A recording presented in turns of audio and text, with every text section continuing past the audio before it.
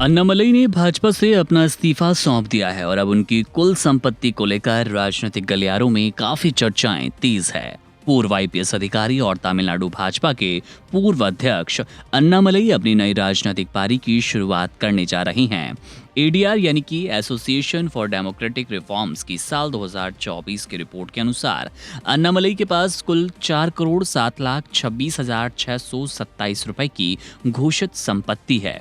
भाजपा से अलग होकर नया दल बनाने की अटकलों के बीच उनकी इस आर्थिक पृष्ठभूमि पर सबकी नजरें टिकी हैं। अन्नामलई की इस पूरी संपत्ति के विवरण को अगर विस्तार से देखा जाए तो इसे चल और अचल संपत्ति के दो मुख्य भागों में विभाजित किया जा रहा है।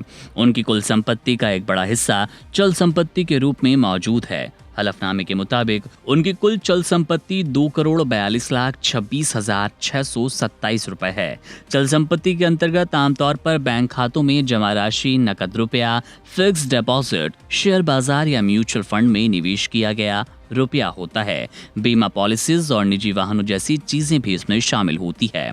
उनके इस मजबूत वित्तीय आधार को उनकी पिछली प्रशासनिक सेवा और पारिवारिक पृष्ठभूमि से जोड़कर देखा जाता है।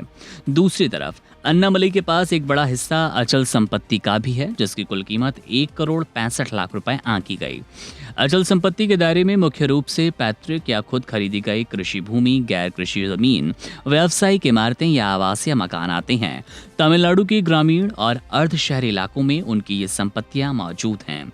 साल 2024 के लोकसभा चुनाव के दौरान जब उन्होंने कोयम्बटूर सीट से भाजपा के टिकट पर चुनाव लड़ा, तब चुनाव आयोग के सामने दाखिल किए गए आधिकारिक हलफनामे में उन्होंने अपनी इस पूरी संपत्ति का प्रामाणिक ब्यौरा दिया। 41 साल के अन्नामलई का सफर एक ईमानदार पुलिस अधिकारी से लेकर एक कड़क राजनेता तक का रहा।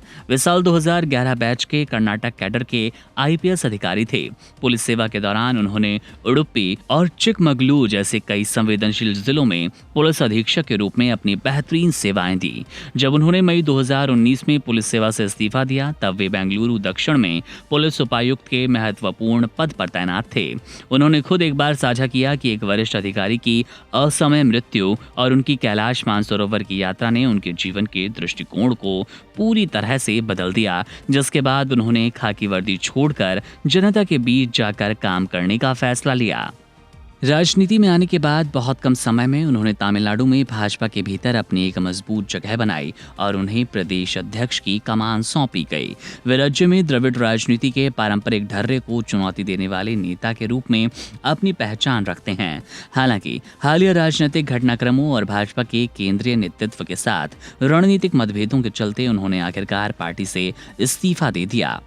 अब जब वे अपने समर्थकों के साथ मिलकर एक नए राजनीतिक दल के गठन और एक अन्य अभियान की तैयारी कर रही हैं, तब उनकी ये कुल संपत्ति, उनका साफ सुथरा अतीत उनके नए सफर में एक महत्वपूर्ण भूमिका निभाएगा।